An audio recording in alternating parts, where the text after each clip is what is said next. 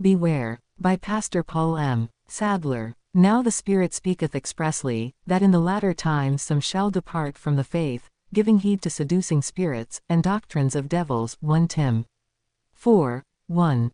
But evil men and seducers shall wax worse and worse, deceiving, and being deceived. 2 Tim. 3:13. In the last days of grace, there will be two areas for which to be especially watchful in regard to those who minister the word.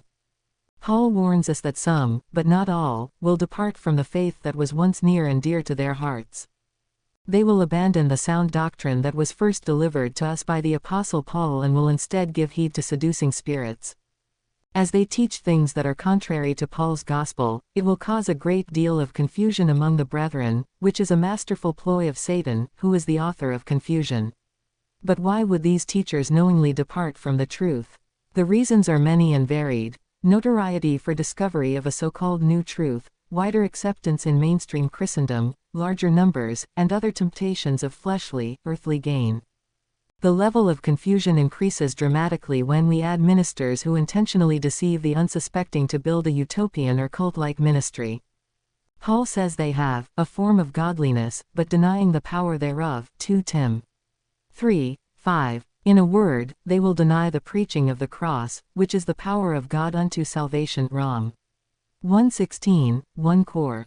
1:18. Those who come under their spell will have their ears tickled with inspirational messages, but there will be a deafening silence when it comes to the deity of Christ, the virgin birth, or Christ's precious blood. The apostle is clear to all who will listen when he says, "From such turn away." If you fail to do so, you will be swept into what is either their unsound teaching or a web of deception. Beware. Paul's solution to avoid these dangers is really quite simple. But continue thou in the things which thou hast learned and hast been assured of, knowing of whom thou hast learned them. 2 Tim. 3:14. In a nutshell, follow Paul as he followed Christ. A well-rounded understanding of Paul's epistles will be a safeguard against error and will protect you from being misled or succumbing to the clever schemes of men.